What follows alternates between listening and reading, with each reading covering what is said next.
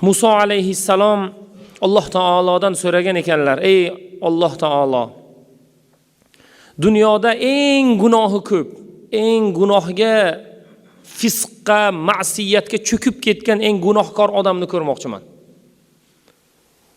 Deganda Alloh taolo falon joyga borasan, falon bitta odam bor, qo'lida bolasini yetaklab sen bilan ro'bara bo'ladi. O'sha insoniyatning eng gunohkor odami o'sha. Gunohi ko'p odami o'sha degan ekan. Muso alayhissalom haqiqatda Alloh taolo aytgan joyga borsalar, qo'lida 5-6 yasharlik bolachasi bilan dengiz bo'yida sayr qilyapti. Va uni ko'rdilar. Uni yuzini tanib oldilar. Va bu kunisi kelganda Alloh taolodan so'radilar: "Ya Robbiy, kecha eng gunohkor, fisqda, ma'siyatda, gunohda eng bardavom bo'lgan, eng gunohkor odamni ko'rdim.